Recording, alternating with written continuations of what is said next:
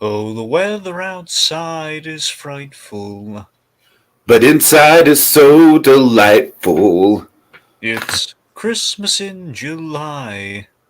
Let's review. Let's review. Let's review. Sounds divine. Season 9. Bum. Bum. Yup. Yep. Yup. Yeah. No, your line dragon is mm-hmm. All right. I remember Hank Hill once did like the whole, did like the yep, and then No, I'm sure there's been variations over the years, but the end is the correct way. right. Anyways, King of the Hill, folks. We tried to record this last night, but it did not work out. We had technical difficulties, so here we are, round 2. Dragon, we are talking pretty dresses. This is probably pretty infamously one of the most dark episodes of the show, at least as far as like I mean, there's some really dark episodes. Like, Dragon, do you remember the one with the pig man? Wasn't a Walrus Man? No, it was a pig man. Well, I remember I could have sworn like wasn't Bill convinced like he was part of like a super soldier walrus program in the military or something? That honestly might have been one of the later episodes, but I'm talking about the pig man who No, it's I like. don't know about this pig man, Tiki. Okay, What about I'm sorry. But I feel like it's a haunted holiday hijinks contender because it's so disturbing. it? Anyways, this is less disturbing and it's more just kind of like really sad and tragic. But at the same time, there is a solid dose of comedy in it, thanks mostly to the genius writing of the Hank Hill character. So, Dragon, what are your thoughts on the episode? Yeah, so King of the Hill is one of those shows where I mean it does interest me because I love the character of Hank Hill. So forgive me if I'm going to be gushing about him later because I do think he's like the biggest thing. It's the excellent sell, great character. Again, the idea he's kind of like a Bubba from Texas, but he's like a very, he's a very well mannered, earnest kind of Bubba from Texas. It's kind of your average Joe blue collar kind of guy. It's just very, very forthright. Anyway, so I've always loved that character. That Hank Hill just has this like really stern and lock set of ideals that he strives He's a to. very principled character in the South, for sure. Totally. And that's the thing. So that character has always appealed to me ridiculously, but I keep finding myself every time I try to binge King of the Hill, I always start off in like the first episode does not do the show any favors. Like It really doesn't. We accuse Hank of being like an abusive father and husband, but it just that's what I'm saying. Like that always. So it's like, hey, Yes, worker trying to lure Bobby away with promises of swimming pools, Dragon. what I'm saying, like that's leaned a little bit more cynical in places than I kind of like my the King of the Hill that I have watched. I mean, that's the thing. Every time I would try, it's like over the years I saw like bits and pieces, and it's like that show seems kind of interesting. And then of course it would then I was able to get in a few episodes which I liked, but then I try like you know what I'm gonna finally dig my heels in. I'm gonna binge King of the Hill, and then I drew and it's like there's that first episode. It's like oh, Just skip the first episode. that's the thing. It's like I feel like Honestly. that weird thing. It's like the completionist in me is just kind of at war with like I wish someone would just give me a selection of really good episodes and that I could enjoy. I'm sure lists like that exist. I'm sure they do. I don't know. It's just still like, but I'll be missing stuff. But yeah, I mean, to be fair, the show is pretty serialized. Like, it kind of broke some ground that way. yeah, that's the thing. So it's kind of, in some senses, you kind of need to, you kind of hate the idea you're missing. So like, wait a minute, why is Hank Hill have a brother who's a baby? What happened? Exactly. How does that work? Regardless, yes, I mean this episode in particular, I remember glimpsing a little bit of this episode. It's like one of those examples of, oh yeah, I've heard the lore, I've heard the kind of like, oh yeah, it's a really dark episode. I very much forgot it was at Christmas, and yeah, I was, I think the Hank Hill character absolutely shines through, and it's definitely kind of an examination on Bill, and this is a big part of his character with like why Bill is kind of like the lonely oddball that he is, and how does a guy deal with that? And again, the episode kind of broaches some really serious subject matter and really accurately with the depression at play, and I think that's King of the Hill's strong suit. It is grounded to a fault, not just in characterization, but also in the themes that it tackles, and the fact that at the time it tackled really progressive themes and kind of like broadening on progressive times. We weren't there yet, and in Mhm. Texas, we sure weren't there yet. So it's kind of Right, right. so it's interesting. So yeah, the episode it's strong. It lives up to the hype, and it is quite fitting for it's quite the auspicious start for Christmas in July, given the it's kind of a warm Christmas in Texas and all that. So yeah. Indeed, indeed. All right, so yeah, let's just jump right into it, Well, shall we? I'm sorry, real quick. I just want to highlight something briefly at the top. Okay. So, fun thing with King of the Hill is that a lot of the the writing team on King of the Hill. Of course, you have Mike Judge, who voices Hank Hill as well, and other characters, and Brainchild. And you have a lot of the Office writers got their start here. Greg Daniels, the man who wanted to do The Office and other shows, and a lot of the Office writers and kind of team got their starts here as well, including Paul Lieberstein. So again, this is like in '98, it's season 3, Lieberstein writing, and yeah,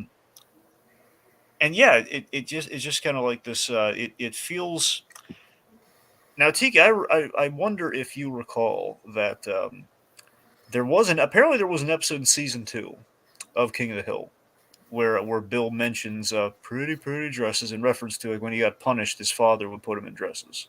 Yeah, yeah. I mean, I don't recall that specific line, but I definitely know that Bill's past has been the source of a few arcs in the series.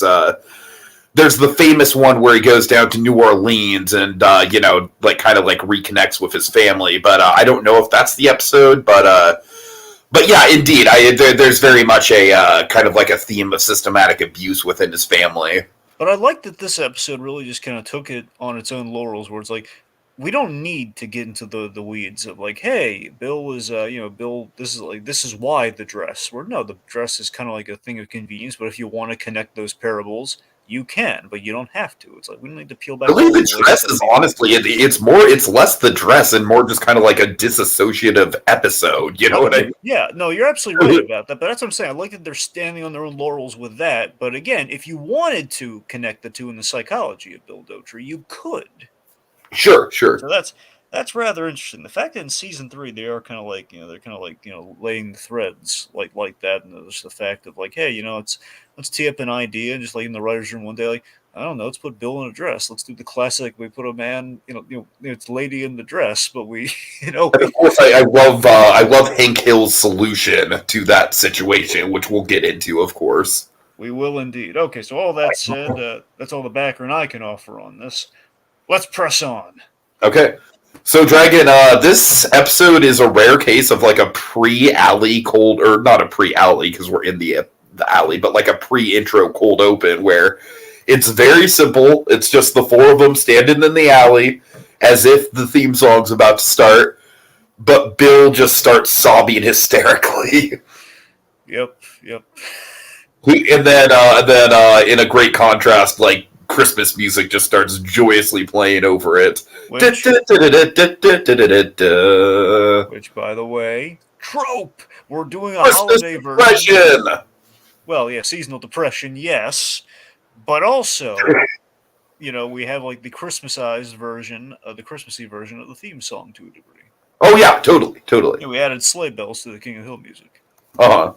All right, so Bill has seasonal depression, and because apparently in the worst timing ever, Lenore, I believe, and again I don't really watch the show, like to really know all the ins and outs, especially with the serialized nature of the show. Apparently, so apparently Bill had a wife named Lenore who may or may not be divorced from. At the very bare minimum, she left seven Yeah, I years don't know ago. if the papers got signed. I'm pretty sure it was a pretty sudden thing. So it's like I don't know if she ever actually did go through the process of, which honestly might be a big source of why he does hold out some hope. You Yeah, know what I mean? Because they are probably technically Dragon. I want to say they technically are still married. that's what I'd like to think too, because I don't imagine Bill Dotre signing divorce papers. Right, right, exactly. So anyway, so of course, it's seasonal. He's got seasonal depression because she left him on Christmas Eve of all days. So Couldn't traumatic. we wait till New Year's, Lenore? Yep. Also, another trope: traumatic event associated with the holiday, particularly Christmas Eve. Indeed, indeed. All right, so this is great. This is what I just love about Hank Hill. He's like right now, like Bill's weeping, and he's going off, and Hank, again, not wanting to seem touchy feely, so he basically excuses. I would like a cookie. You know what I'd like right Cookies. now? A cookie. Yeah. I God. need a cookie. I'll be right back. Bill has I cookies. feel like eating a cookie. I think there's some cookies lying around in Bill's place. Also, Christmas cookies trope. Oh my god.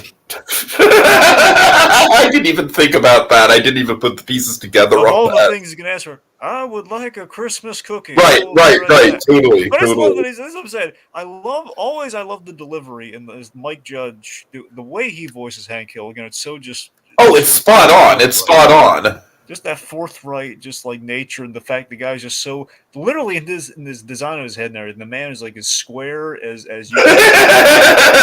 And he's just so salted and square. And again, he's the fact there is a sensitive, well-rounded guy underneath there, but he just can't bring it out to the surface. It's gonna be really clunky. Like, I'll be right back.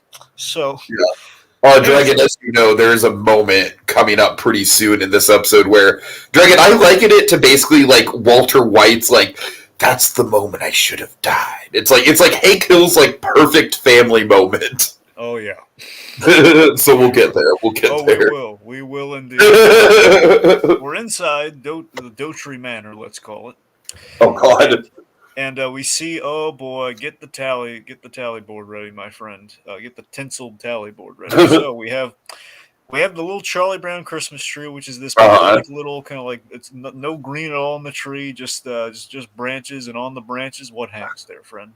Just a single stocking with the name Lenore. Lenore. Dragon, I would also like. I don't know this for a fact, but I would assume that Lenore is like they gave that name because of the Edgar Allan Poe thing, right? Really? Isn't there? I can't remember. Is there like a what? Do you know what poem that would be from? The Raven. Really? That's the name in the Raven? Yeah. It's Lenore. Yeah, that's the name in the Raven. Yes. Crazy. Huh. So I don't know. I like. I don't know that for a fact, but I would be surprised if they didn't pull influence there, given how dark the character is. I mean, it's possible, I guess. So anyway, of course, he's basically the idea is this is a very Christmas Vacation idea too, where you have like the relatives who aren't all there, basically wrapping things around their house as presents for other people. In this case, Bill, delusional that Lenore will one day come back, hopefully on Christmas, to patch things up. Oh my God! Yeah. He's wrapping things around the house for Lenore, like usually things that either like dresses that she already has, or like a toaster. So, Dragon, do you think that there's some presents that are still unopened from the Christmas that she left him? Because I would like to think there's some of those like in the mix too. I mean, that's an interesting idea. I mean, it's yeah, she did leave on Christmas Eve, so presumably she did not open those presents. I mean, it is right. possible. So again, so speaking of what's possible, what's not possible. So Hank. I'm sorry, one second. So Bill is invited to basically dine for like the week or so leading. I wonder if this is just like an ongoing thing for the Hills, if they've just been doing this for years. No, I'm pretty sure no. It's at the very least, if it were for years, it would be during Christmas to help him get through the time. Well, that's what I'm saying. Like, it wouldn't be like an everyday thing. It's like, like basically like the week of Christmas to New Year's, essentially. Yeah, I'm not sure. I mean, I could buy Hank Hill doing that, but it feels like, I gotta tell you, it feels like a recent occurrence. It feels like he's just really worried about him this year, so he's like making it like more. That makes sense. That makes sense. Like I could understand doing like just Christmas Eve every year, but that they have so they really need to invite him for Christmas Eve. So anyway, sure. Point being, they're inviting Bill to Christmas, basically to dinner on the week or so leading up to Christmas. But probably I think it's the week of. I don't know. Till the holiday's over, to keep an eye on him. He says, well, my calendar's cleared even the top of next year. So he's all good for that. So then he's just delusional that Lenore will come back, hence the presents. And Hank tries to explain the reality. And here we're planting a flag for a little full circle kind of thing in our storytelling. Hank is trying to explain reality to him very simply. He cannot, but he can't do it. He can't say no to those super pathetic puppy dog guys. Okay, so big boon to the episode. We should mention the cry animation. Never has patheticness been animated so excellently. Yes. And just Hank Kauto here, just like, well, you never know. Weirder things have happened, and oh boy does he boy, does he know what he has no idea what he's going to rot here. But I love how that does genuinely, like, Bill's just, like, in some way, like, yes, they do, Hank, they sure do. Oh, and they sure will. All right, Dragon, speaking of Bill, I feel like we're kind of burying the lead a little bit because, of course, one of the big reasons why we chose to do this episode in particular, we're coming off of a great season of Barry. We're actually going to be doing our first Barry podcast. I believe it's our first one, right? What do you mean, our first? We've done it for the other 2 seasons. Oh, I'm so stupid. At the very least, we've done it for the second. I'm pretty sure. Okay, my bad. My memory is shit. All right, obviously, this has been well established. If we did that would be the first, but yeah. So we're doing Barry Season 3 tomorrow. So, of course, let's bring up Stephen Root, Dragon, and I think Bill Dauterive and Fuchs and Monroe Fuchs. Is it Fuchs Monroe or Monroe Fuchs? Well, I think it's Monroe Fuchs, but I could be. I don't know why I'm second guessing. You have me second guessing it. You have me second guessing Monroe Fuchs. I'm fairly certain, unless the cops every time he comes in there, they're just being really auspicious and really distant. It's like, okay, Fuchs Monroe. Or Monroe Fuchs and your last name is Monroe. Right. Saying it first, I think they would just say Monroe Fuchs. That's his name. Okay, but point being, Dragon, I don't like Stephen Root is a great actor just as far as his range, his chameleon-like ability.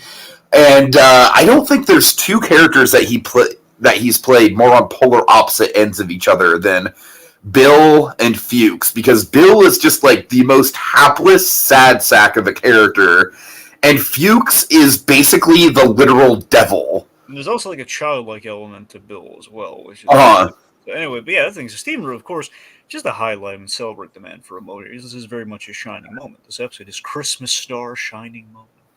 The thing is, Stephen Root is like, he's an actor's actor. I mean, he's a lifer. This guy is in everything. He's played many roles, almost never 2 alike, never 2 the same. And he's played. I mean, honestly, I'm more astonished by his voice work. He's not just obviously Bill Dauterive, the crowning achievement of his voice work, but I'm saying like with serious roles, like he played like Kara Zor-El's father and Kandor and some of the Superman animated stuff. He plays the Penguin and other stuff. The man has played everything, and beyond that, of course, he's been in Finding Nemo, as Bubbles. He just kind of pops up, and the man could like rest in the laurels of like, hey, he was in Office Space as Milton with the stapler, which made his career practically. Sure.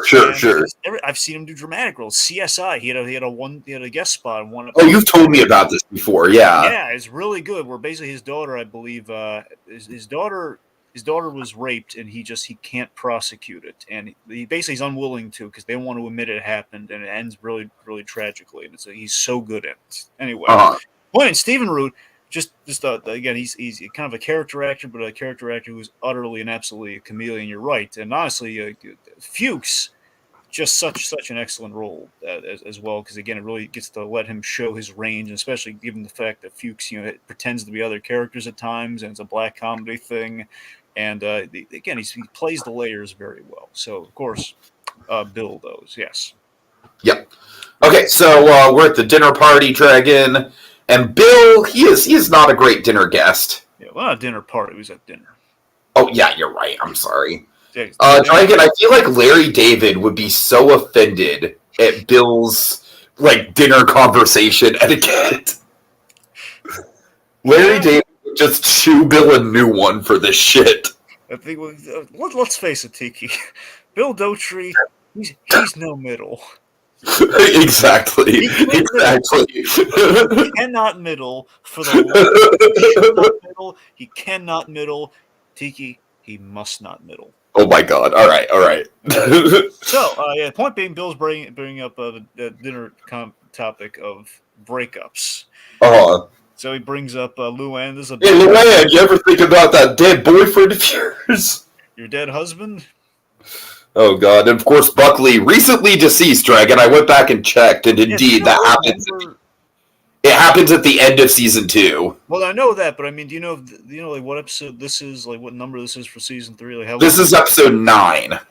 Okay, that makes sense. Like roughly, if things are months apart, like I don't know when he Uh, roughly died, like relatively. It's I mean, usually it's later. months apart, but it's a fucking traumatic event, so Well, it's no, what still. I'm saying is like think about it. Do you think it like happened like 6 months after he died, I or would say, yeah, I don't. I honestly don't know. Like, or do you I think don't. it's the year of? Is what I'm saying. It's definitely year of. I would say for Okay. sure. Yeah. Okay. So point being, Bill saying the worst thing he could say here, and again, like Brittany Murphy always playing Luann very well here. And I love that Luann's just kind of keeping it inside here, and Peggy kind of senses. And again, Peggy Hill's one of those characters, King Hill, I've noticed. I think I haven't spent enough time with the show to really say this one way or another, but I liked her here, and it does feel like at times like she would grow on me if I It watched the show. very much depends on the episode, Dragon. That's the thing, because many a times I'm thinking like, man, we have the annoying wife character who's not making a lot of sense here. I'm not crazy about that, but then There are other some times, great Piggy episodes. There are some god awful Piggy episodes. It that's the really thing. just depends on the episode. Either a crapshoot or she grows on you. So I don't Uh know. huh.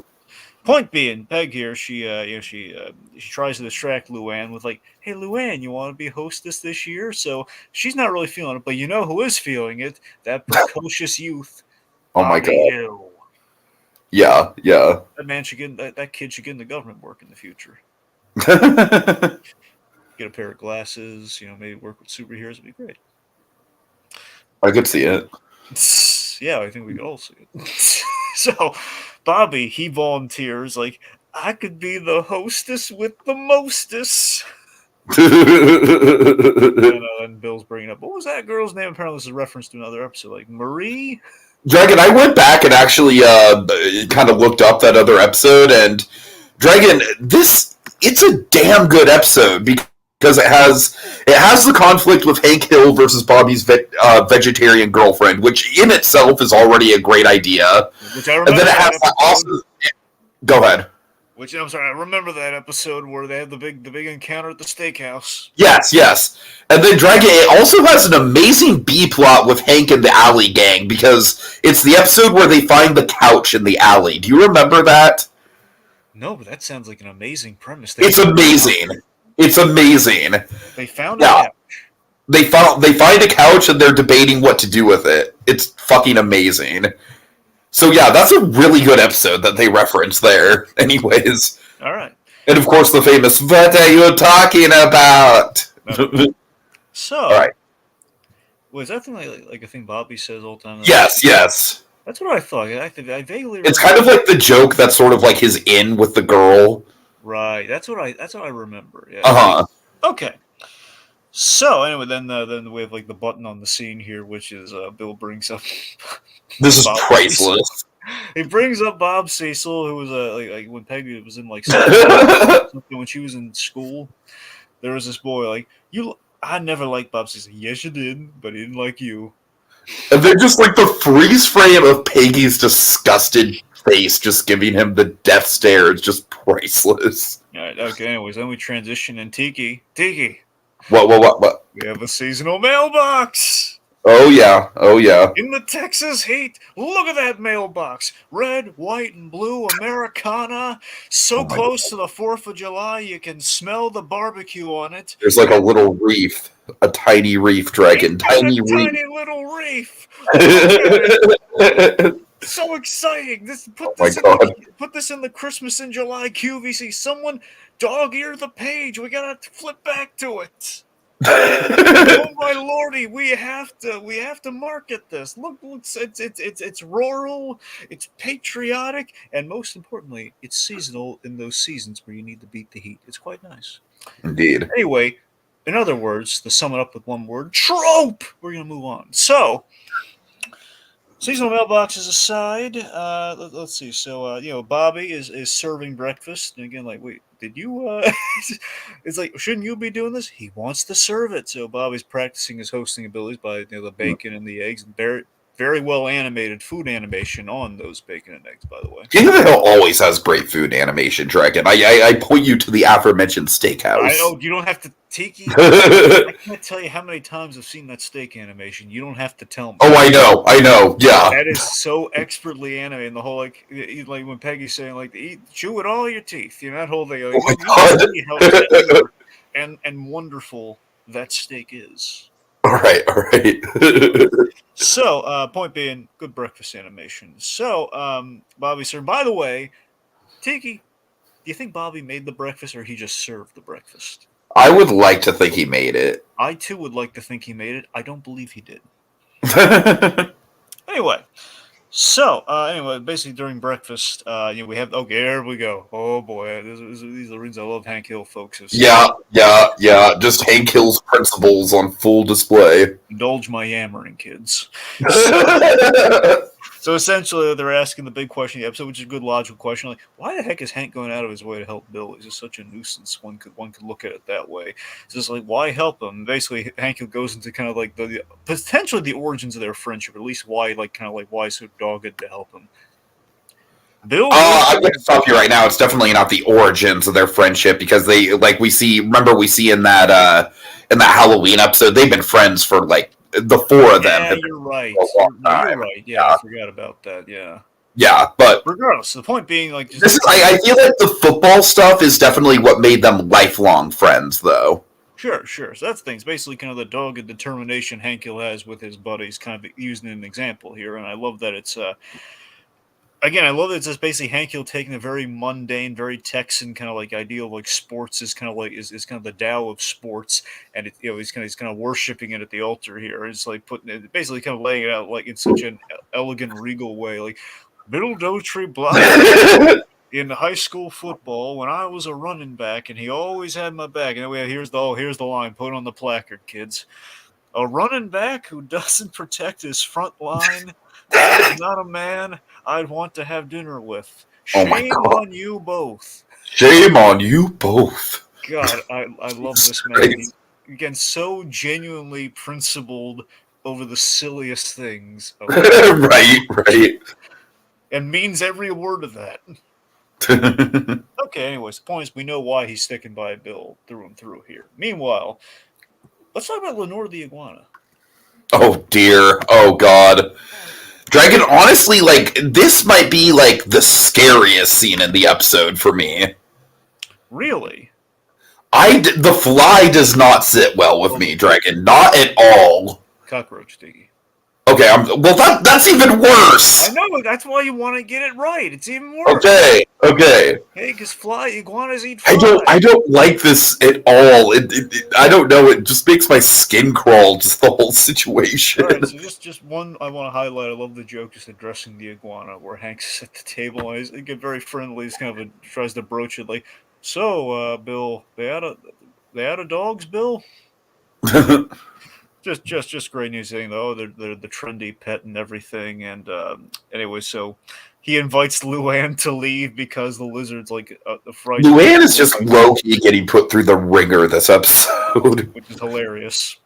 Then basically put like a button on the scene here where he put like a little pill case or something, and he basically throws a little like the food for the iguana on the table, which in this case is a cockroach, and that's the last straw for Peggy Hill. No more dinners with Bill. No more of this Tuesday. I am like firmly in Peggy Hill's corner on this, Dragon. Like, no more. Like she's thinking, no more of this Tuesdays with with Murray BS. Maury BS, not Murray. Yeah. So, anyways, that brings us with Murray, which is a Stranger Things parody. That'd be delightful. I'd like to see that. I'd just like to see David Harbour is kind of like forced to have. Yeah, just Hopper and Murray just getting lunch. Yeah, that or like breakfast, just like going to his house every day. And we know how Murray's creepy at breakfast. That'd be really funny. Anyway, so point being, it's the next. So it's let's see. I guess it's. Oh, right. Okay, so while Peggy's basically putting her foot down here in the bedroom, Bill. Oh, no, yeah. But no. I love how defeated Hank Hill is in this moment because it's like, even though he knows that Peggy is just disgusted, he can't say no. You know, it's like, he can't just outright, like, snub his friend in this moment. He knows his friend is losing it. So Bill bursts in, just saying, "I had this nightmare, Hank, that Lenore kidnapped Lenore." So I think the idea being that Lenore, the woman, kidnapped the iguana, taking her with her. Which is just ridiculous. Anyway, so he's asking, "Can I sleep in your living room?" Which, God. So, Yes, Bill. yeah. All right, so it's the next. So it's today's. It's the next. It's dinner time the next day, and they're about. After they're having their beers against the fence and everything, and Bill's like, "Well, should we head out?" And Hank wants Bill to take a night to practice being happy. Yeah. So so anyway, so we have the Lonely Man's dinner at Dotree Manor, and Tiki, how does the Lonely Man's dinner look? Is it appetizing to you? Oh God, not at all. So Not in the something slightest. something has occurred to me. I wonder what your take on this might be. So Bill, Okay. the idea is he goes for like a plate and he drops it. So then he's just like stupidly, as he is almost like Patrick Star levels of stupid. Before we really had Patrick Star, like honestly a year before Patrick Star, if I recall correctly. But so he basically he see the spaghetti he was making. He's like throws it on the counter, devours it, and then chugs like the meat sauce. It's Oh like a man. taster, which is just Yeah, like, just literally just chugs it like it's a freaking beverage. just not appetizing at all. Now, here's my question that occurs to me because you brought something Okay. up earlier. Well, in general, we saw him like it's like wrapping up things around the house for the holidays, like toasters and stuff. Do you think maybe wrapped up like plates, like a dinette set or something? Oh God. That'd be funny. Is it either that or is just so stupid he only has one plate? Uh-huh. Anyway, so point being, Lonely Man's dinner, and across the way, Tiki, what winter what Okay, this is Walter White's like that's the moment. That's when I should have did like right? Like this is Hank Hill's just perfect family moment right yep, here. This is it. The Texas Norman Rockwell. So Hank is basically. I get the sense that this is not the first time he's made this pitch. He's Uh-huh. Uh-huh. conversation here, and he's basically laying out his Clint Eastwood propane movie Oh idea. my God. Which I mean, what? It's not too late. I think we can do it now. I think Oh we God. can direct it. He could. I mean, we had him The drive across. sorry. I mean, we had him drive cross country in the mule. Why not a propane movie? And then the Clint Eastwood character would say, "Hey, punk, back away from the propane tank." And then Dragon, I love the freeze frame of the three family members. Like they all just look so like they all have such admiration for him. Like, oh, that's silly Uncle Hank. And like Hank, would you consider directing it? And then we have oh, either me or your Aunt Peggy. Oh God, Dragon! I feel like it is like the writers just hit it right on the head. Like, yeah, this is the perfect family moment to send Bill into just full on suicide Yeah, mode. exactly. Like, well, I'll never have that. Let's check out. Right, right. So he goes to the garage and takes Hank's 10-footer ladder. Damn Now, in doing so, it, Dale or Bill, probably Dale. the probably Dale kills me. By the way, it almost kills Bill, but it really kills me here. I like how Bill Power's just not even a consideration. Yeah, I think Hank trusts Boomhauer the most out of his friends. I honestly think he probably does. I think you're right. So anyway, so of course, in grabbing the 10-footer, he knocks the like the lights off the way they're hanging. So basically, they kind of trail off and they go out. And then Hank is like, okay, well, gotta fix the lights. Gonna grab my ladder. Who has my 10-footer? And he goes up on the roof. And I love the casual chit chat here. Again, friendly to a fault. This Hank Hill. He sees Bill on his roof. What's wrong, Bill? The satellite go out? Oh no, I'm just fixing to kill myself. And he basically does like the worst like swan dive off the roof to kill yourself. Probably a suicide you've ever seen. That we have like Bill, and he's in that. There's an act break for you. Seasonal near death. Christmas lights trope. Also falling off the roof with the Christmas lights trope. Oh yeah. Meanwhile, so in the aftermath, what's going on? Yeah, so the group is kind of like gathered around Bill's front porch. Bill's got a sling on. Mm-hmm. They're all basically they're discussing. Like, again, the idea is like, what if it's kind of like we're dealing with the child here. We now all have to watch like a hawk basically being on suicide watch, which is kind of it's a darkly funny kind of dynamic to have right now, where this very childlike, stupid character is like, well, we have to make sure he doesn't do it again. Like, quiet, Bill. As they're basically discussing, okay, well, we gotta watch him, which then leads to Hank taking the first shift here. And he basically is babying him here. Like he walks him in, and let's see. So I know he's like he's Takes changing. a knife right off the bat. Yep. So let's see. And again, here we're walking the black humor line right now, which obviously is going to get darker as the episode goes on. So I love how Hank is like so horrified by some of the things that Bill says. Like, well, Bill, why don't you get some sleep? Well, I guess I might as well, Hank, to prepare for the long sleep. So okay, real quick, the precursor to this we should have mentioned with them talking outside is basically the idea is like Peggy's suggesting they get him help like by get him professional help, which would be the smart way to approach this. And Hank Hill again, I love that it's not like at a mouse or like necessarily. Hank Hill just does not. He just is ignorant about mental health, Dragon. He's not malicious about mental health. He's just ignorant about it. He just doesn't get it. He just yeah. Again, he's thinking like again. It's going from the old school way of thinking, where it's like it's just like you walk it off, eventually go away, when in reality, just kind of sanding it down slightly. That whole thing. So regardless, like it's compartmentalization versus like actually dealing with it, exposure, whatever. Point being. So Hank here, like he basically all the signs and the symptoms just kind of going over his head here. So maybe you can just sleep it off. All I do is sleep. And then we have how about I get you a beer? Beer's depressing. Then we have again Hank Hill standing firm with Americana here. It's like, don't go blaming the beer, Bill. Just great. So then basically getting him ready for bed again like a kid. It's just like he's changing him into the pajamas. We set up the little flag like, oh, silk pajamas.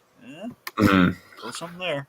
Yeah. Yep, it's all I have. You have a wife. Okay. The way Steven, that's one of the great deliveries.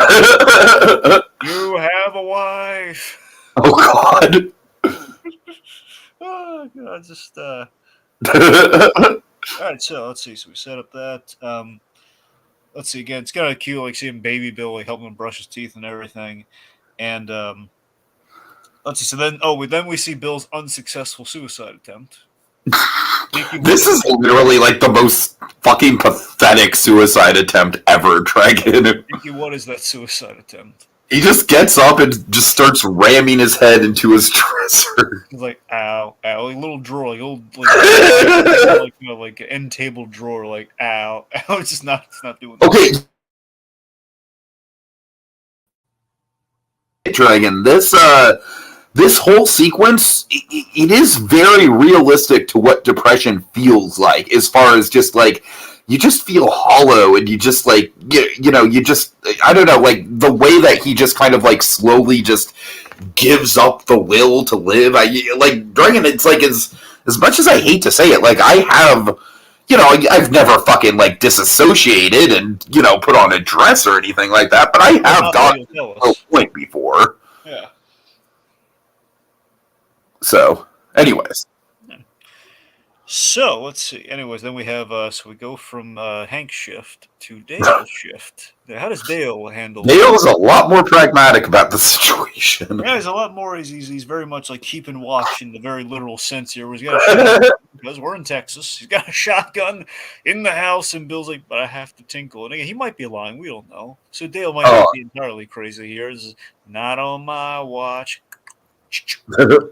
All right, so then we have Boomhauer. It's basically the worst that because the idea is like, yeah, like Boomhauer. I think he's a fascinating character to me because I feel like the writers like they almost kind of like intentionally keep his personal life vague, and like in some ways, Boomhauer is like by far the most well put together out of the four, and then in other ways, he's by far the least put together. You know what I mean? He's a very interesting character that way. He is for sure, and so Boomhauer of the bunch again, basically the most like just again kind of being because we don't know much about Boomhauer. Because of that, we can get away with it seems. We know he's a Texas Ranger from the finale. They literally reveal that in the series finale. Oh, cool. So that's the thing. It's just kind of like on the whole, because we just for the most part we know so little about the guy. It's that we can kind of put a distance between him and the rest, and the distance is like he doesn't really fully care about Bill. So by proxy, he takes him though. He basically wants to do what he wants to do on the weekend, which is I want to go to a bar and meet girls and everything. So it's just taking Bill with him, which is the worst place you can possibly this take is him. the most horrible idea, Dragon. He just drags him along because he doesn't care. uh, And is Bill starting to weep because there's nothing but couples around, not oh even my the god. bartenders lending an ear to him, and he tries to run into traffic, but we have this really great sight gag where it's like you think, okay, a truck's gonna hit Bill, no, but Uh, it's much far away. Again, it's making a left turn. right, right. So then we have basically the guys are griping to Hank about the burden of Bill that's going on here. It's the burden of Bill. We don't want to. Hey, dang old man, I can't even do what I want, man. Just work Bill, man. Yeah, it's just Like put like a gold in my head. again, I love that it's kind of a comedic slant on a very serious thing with kind of Uh friends huh. dealing with other friends who often contemplate suicide or nearly commit suicide.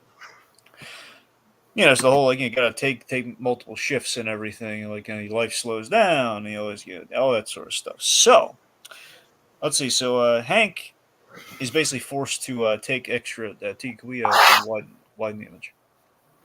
I'm sorry, what? Widen the image, please. Oh shit, my bad. Thank you. my So anyway, bad. All right. okay. So anyway, what was I getting? Oh, right. So Hank is taking over their shifts, which is going to cost him because, unfortunately, as we know, Hank Hill one loves his job, and two doesn't like to disappoint his boss because Miss Strickland at times can be difficult. Uh huh. So he goes visit Mr. Strickland, and basically, I love Mr. Strickland is like he's already prepared for like I know you're hosting the party, which includes like half of our client list. And you'd think he'd be cool with that already. Like okay, well it's helping the business and everything. I'll be there too. So yeah, sure. If you want to take off a little, sure. If you want to take off a little early or something, you can do that. Sure. But he's trying to explain the Bill situation of it all. It's not he doesn't really care. All he says is, "Yeah, no, whatever. I don't, he doesn't really care." But and this is the cruel thing to me about Strickland.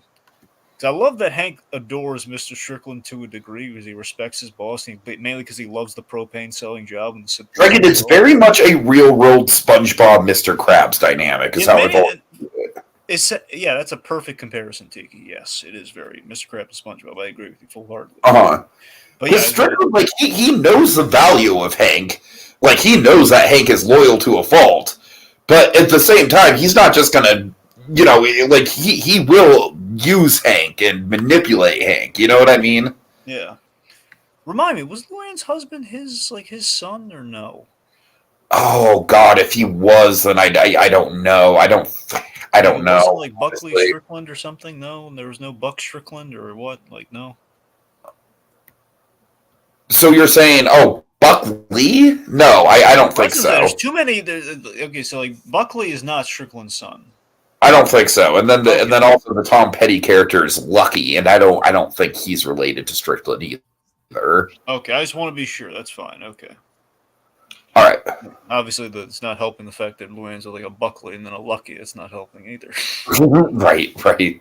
Okay, regardless, so this is the fact is, zero out your vacation days, which that to me bums me out. Come on, man, where's the Christmas series? So we have the boss not giving any during Christmas, so there's that trope too.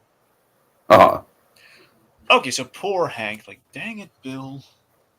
huh. By the way, just parenthetically, I love it every time Hank Hill just says "dang it" somebody, like "dang it, Bobby," like "dang it, Bill." I love it.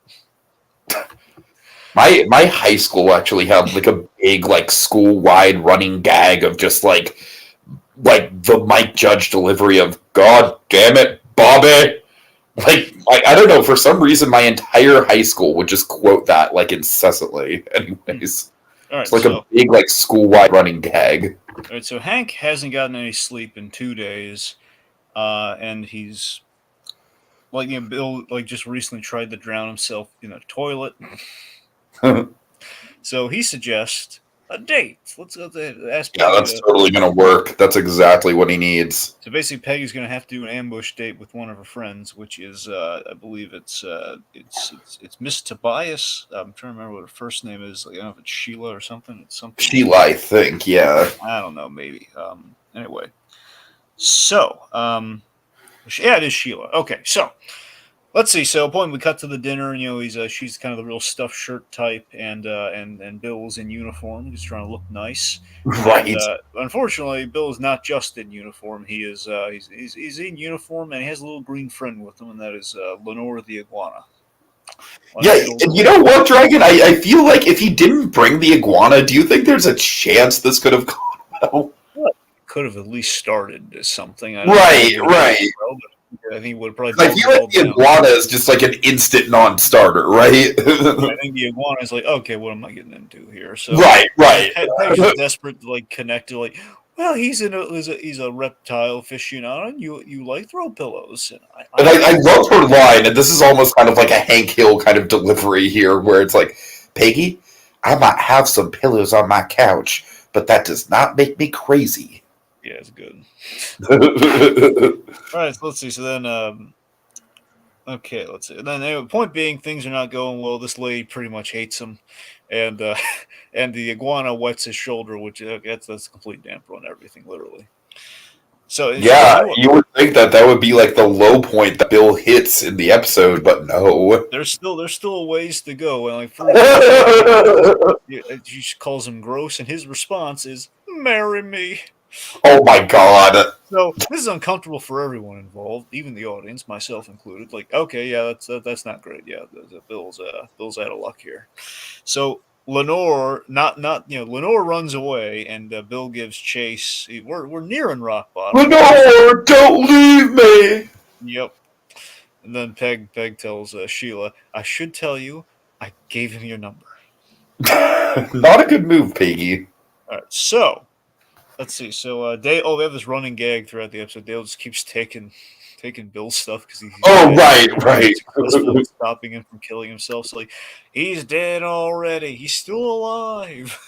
So frantically, Bill is searching the house for Lenore, but to no avail. And then Hank, oh boy, Hank, for his own good, not out of malice, not being a cruel guy, not like uh, he's not like that guy smashing the sculptures or anything, or like trashing the Christmas tree. Like, you call this a Christmas? He's not doing any of that. So Hank is laying down the law, and that she's not coming back. She doesn't want you. And like, he throws off the stocking. He's basically trashing again from a distance. If Hank had any perspective here, he's doing something really cruel right now. But again, no malice at all, and I love that. right. Totally. Yeah. Because Hank thinks he's absolutely in the Like right. Hank Hill, it's like I feel like the writers are just constantly writing a tightrope with this guy, and they just nail it 100% of the time. Yeah. Like he could so easily veer into unlikable with how much of a stick up his ass he has sometimes, but they don't. Yeah. Anyways, So that's the thing, because yeah, remember he does. He plays it with no malice. He's just oblivious to this whole thing here. Is breaking the gifts and everything. Of course, when he breaks the gifts, Lenore's clothes come out, which I'm sure is going to give somebody an idea. And that's the thing. I mean, Hank, he's basically he kind of Bill wrecked Hank's Christmas, to help his friend here, and it feels like he's not really trying. He's going to get into that a little bit more later with the dress thing, but anyway, all of this was rather effective. And we have this bit here where he says, "Well, I'm sorry, let me get to the really effective part of the scene. I'm jumping ahead." So basically, after all this, Bill is kind of zeroed out in his face here, and it's really eerie. Where he says, "Are I you don't okay?" feel a thing, Hank. Yeah, that to me was really effective, and that's where Stephen No, Root's like, anyone who knows anything about mental health, Dragon, that is a huge red flag. Like if you go from like extreme emotion to no emotion, like no, that is not good. That is you are in the danger zone at I that just point. thought that was so well captured in the performance and in the animation, just like the whole "I don't feel anything." But of course, Hank is just a fucking dumbass Yeah, sometimes. that's what I'm saying. I love that again, not cruel, but he's completely oblivious to Yeah, all the yeah. signs, all of them. And he's just like, oh, great, you don't feel anything, Bill. Awesome, my work here is done. Yep, and then this is great. Again, without malice, he's saying, he's sure he's just like, yeah, I got to admit, now it's all over. You were acting pretty weird there for a bit. So the breakdown happens. So Oh God. oh boy, so we set up. So we're setting up for the party, and we find they found the iguana. And he says, like, "Are you sure he's okay?" I asked him twice, Peggy. I asked him twice. I wonder if that's another like weird Hank Hill principle thing. No, it has to be. It is. It absolutely Yeah, is. It's the fact, like, I asked the man twice to make sure because there's pride and then there's honesty. Oh God. I'm speculating if those are the actual reasons, but I'm just Uh-huh. Point being, they find the iguana. He's walking it over to give it back to Bill. So anyway, so then we have from one Lenore to another in Bill's backyard. Who are you? And of course, we reveal it's me, Lenore. Just washing some dresses. To come to your party. Oh God. And again, Stephen Root just absolutely fucking knocking it out of the park here. Just hysterical. This terrible woman. But basically, what cracks me up about all this is that it's like, so he's in delusional rock bottom, reenacting basically the I assume the warped version of Christmas Eve that he wanted to happen. With basically going the full Norman Bates here. He's basically reenacting the last happy memories that he has of his loved one. And then, Dragon, do you remember? Because I completely forgot about this, and it was delightful. Like, did you remember that King of the Hill does these like post-credit stingers? Vaguely, what was the post-credit stinger here? It's coming up right now. It's why do you keep calling me Bill?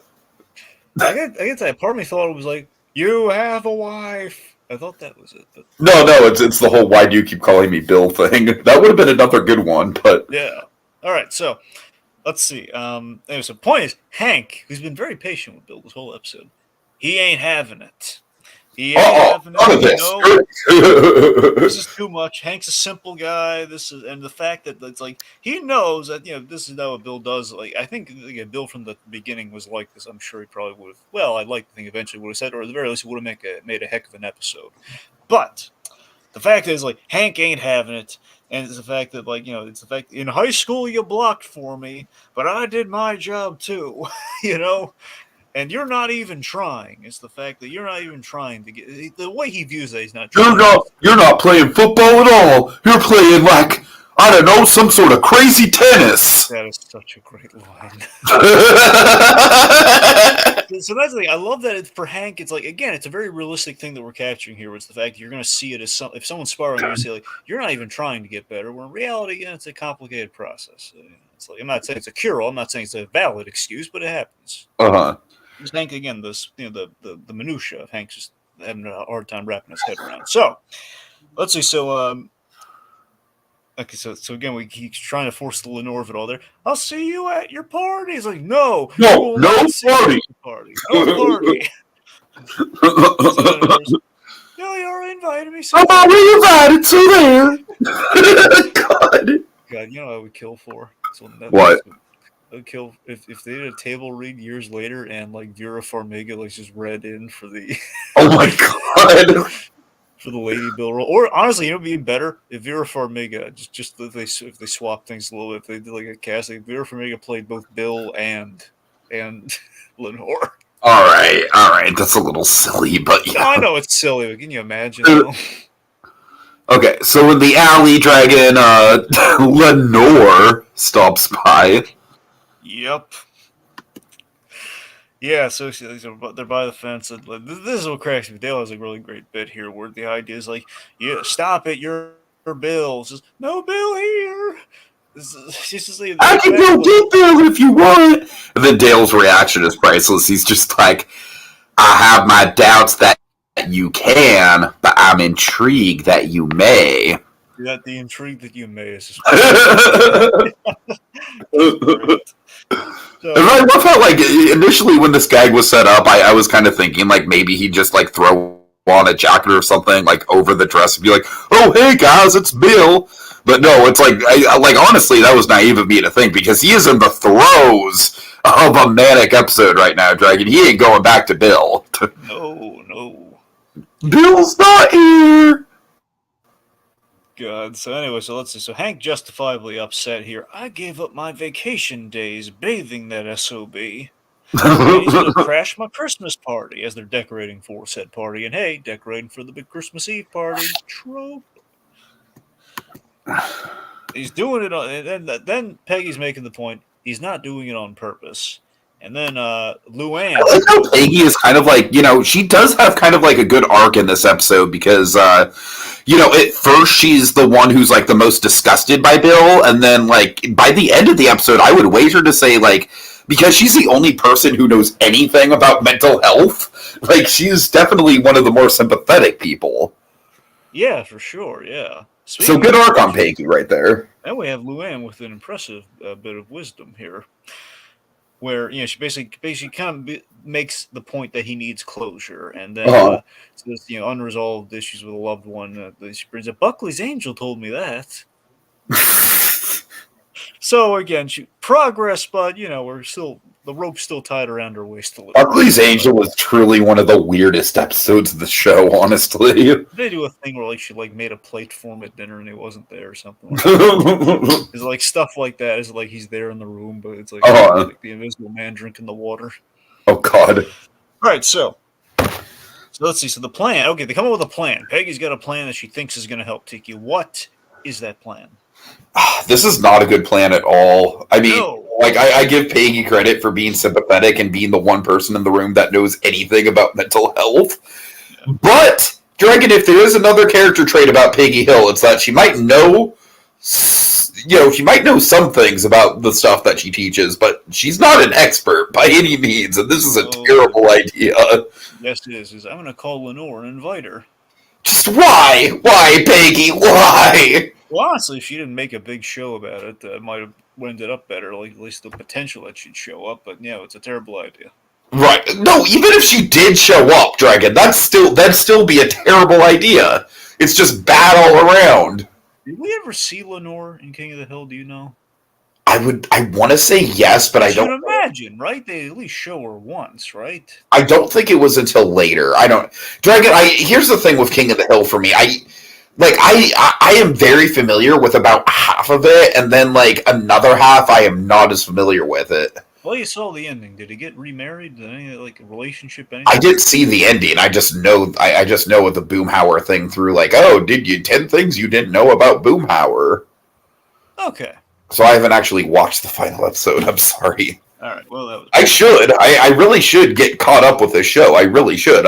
I love it so much. But anyways. Right. So, Tiki. Yo. It's party time. Christmas party time, that is. Indeed.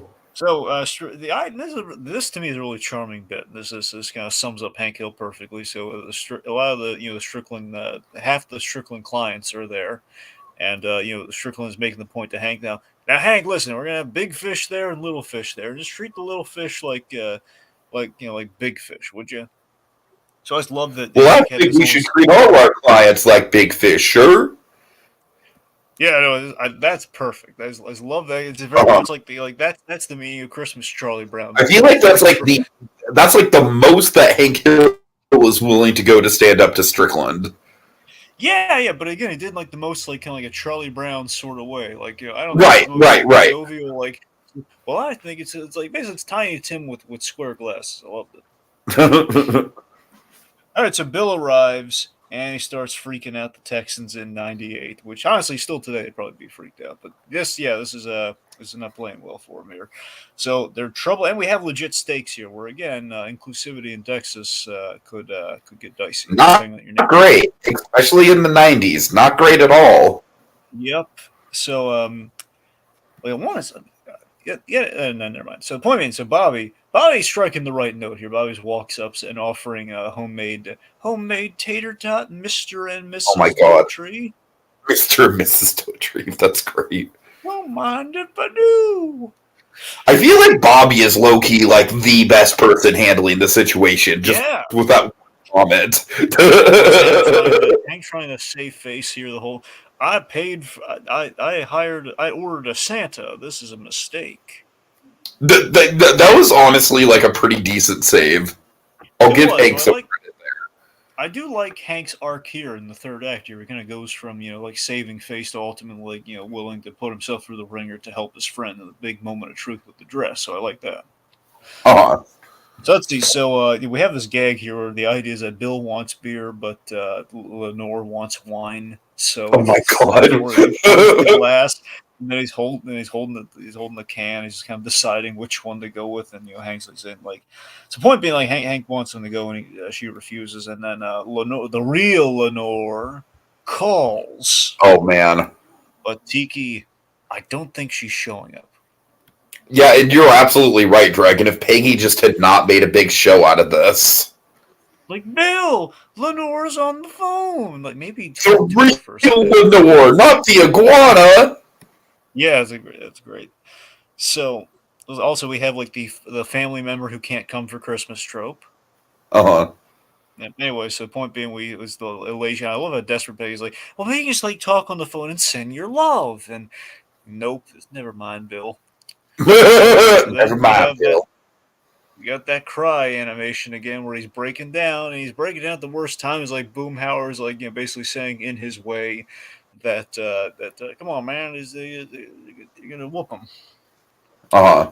Like point being, so then people are again they kind of are tough Texans, and again Hank can't really like really stand up to because they're also clients too, which would not play well. So basically, what Hank is Right, going to do right, right. It's an interesting kind of dilemma here, yeah. essentially the party. So again, so things are their actual stakes here. Bill might get beaten up in a really uncomfortable like situation here. Like, oh god, they're not really accepting of this potential way. But regardless, they don't like Lenore, and they're gonna beat the crap out of him. Like, hey, save it for like a convention of sorts, or like the national. Like, Okay, and you know what? I give Mike Judge and the writing staff a lot of credit with this moment because they could have easily just gone the full-on transphobia thing, but instead they kind of make it more of like a joke about like, bring that shit back to Hollywood, honey. Go back to your liberal arts college. yeah. So I think So you know what I mean? It's like yes. the jokes aren't directly aimed at like a trans point of view. You know what I mean? I really appreciate that. Yeah, I mean, honestly, it's also just it's kind of twofold. And one, it's less we don't like you, we just don't want you here, Right, and right, right.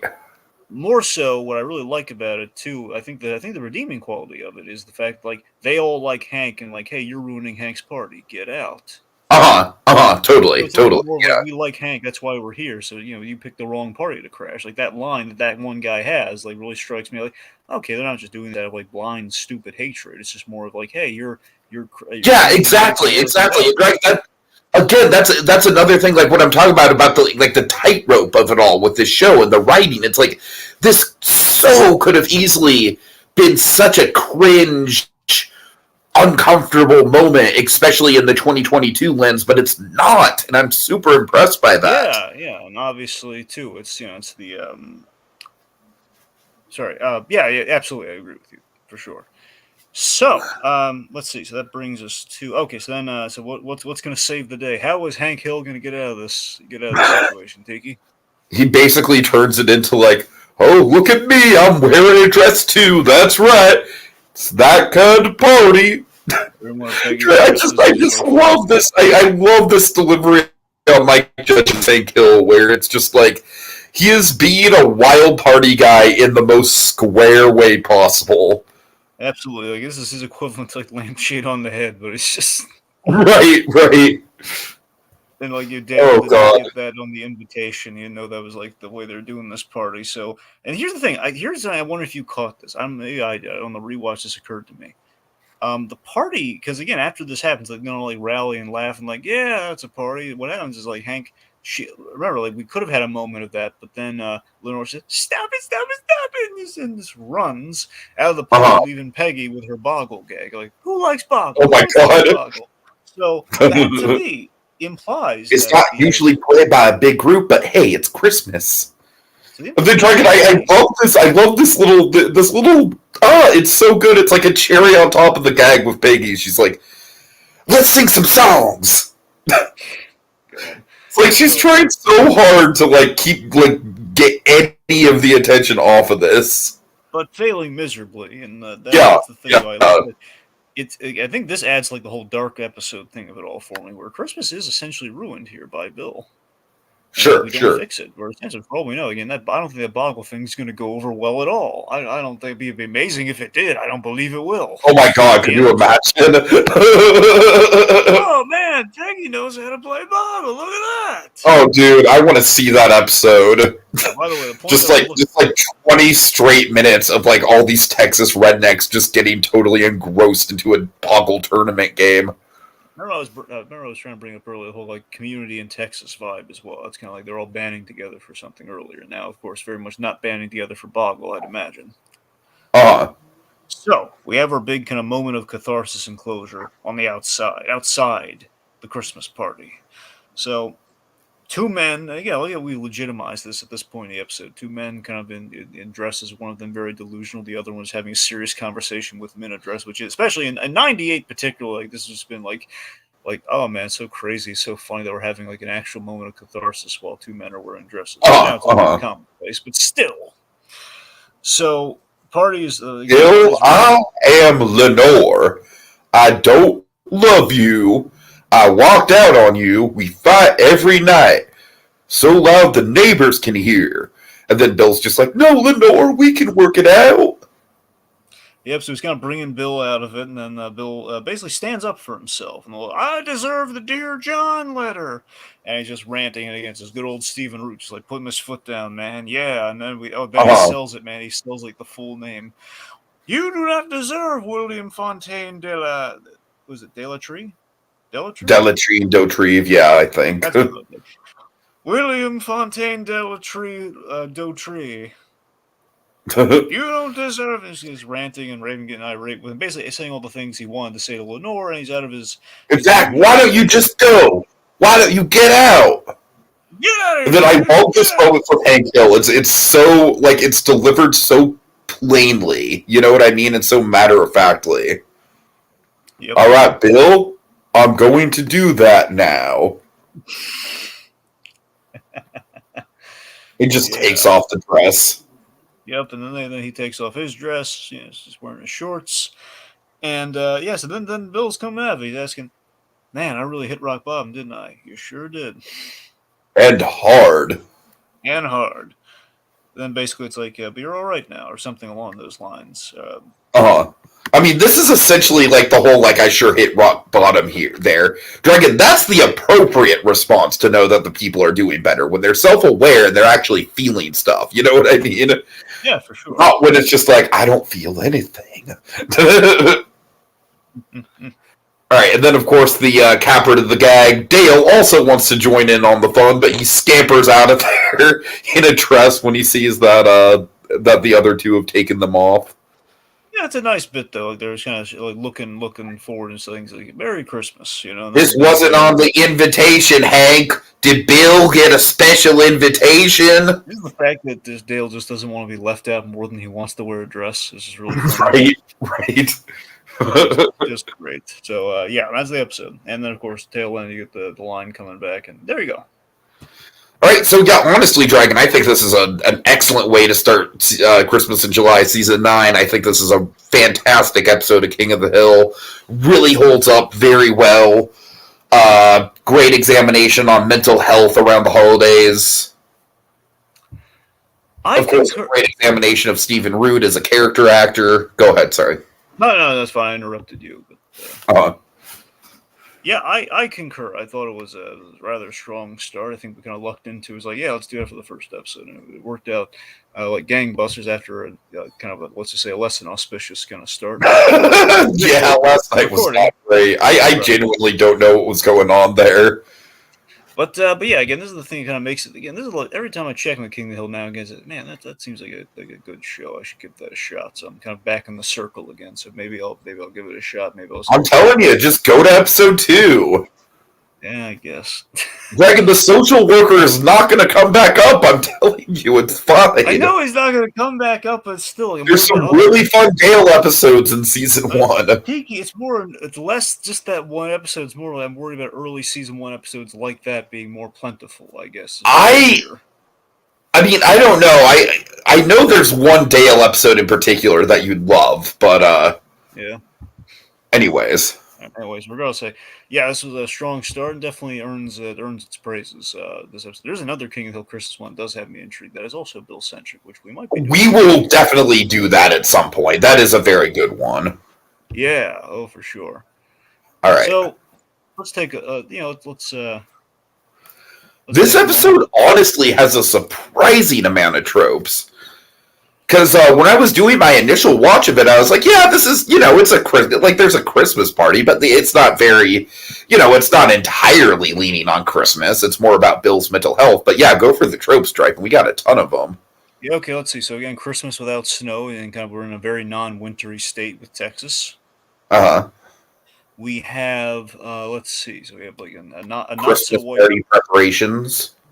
Yep, we have the seasonal opener with the kind of the sleigh bells with the music. We have the seasonal mailbox. Seasonal mailbox, indeed. Yes. Don't you forget it. Yeah. And we have the Christmas lights. We have the boss kind of shutting you down at Christmas. Let's see. We have the Christmas party, and we have the Christmas party being ruined. Mm-hmm. Let's see, troubled loved one at the holidays or seasonal depression just as a whole, that. Indeed. You're doing the Christmas vacation thing. We're wrapping gifts from around the house. Do we say traumatic events around the holidays? Yeah, I mean it's kind of the same. Yeah, sure. I was saying troubled family member, but traumatic events is a better label, is a better wrapping, one could say. Let's see. I think we're we have like someone saying Merry Christmas. The family member not making it to Christmas. Did we say that? Yes, I did. Yes, and okay. I think that's red pajamas. I mean, not really just like purely Christmas. But all right, now we're stretching it with the tropes. I mean, they're red and silky, like Scott Calvin's. They're like Scott Calvin's pajamas. You know what that reminds me of, Dragon? It reminds me of Santa's pajamas and the Santa Claus. That's literally what I just said. Yes. Oh, I'm sorry. I was like making the point at the same time you were trying to make it. I'm sorry. Yeah. It's like Scott Calvin's pajamas in the Santa Claus, which is why. All right, fine. I'll give it to you just for the Scott Calvin of it all. Fine. I mean, can you think of anything else? I think we're good. Also, just the decorations in general. You can kind of see in this image, like we have garland and we have like little reindeer, like in the background, like kind of stuff like this. It's a really well decorated house. Regardless, Tiki, 9 years now. And I still, at this point, I'm throwing my hands up in the air. I'm at wit's end. At the end of the driveway, man, just looking for answers. Head in the clouds, just wondering, what on earth how are we going to dig ourselves out of this hole? What are we going to call this process? Because we just listed out tropes. We recapped an episode, technically twice, and still... 1.5. Well, fine, 1.5. We still do not have a proper term for this merry and marvelous process. So we can only have something kind of seasonal, something that kind of captures the vibe. I'm snapping like house sparks in an elevator here, man. What do you got? What could we possibly call this? How about putting the mistletoe underneath the microscope? I like it. Next time on Christmas in July. La la la la la la la. You have a wife. Why do you keep calling me Bill?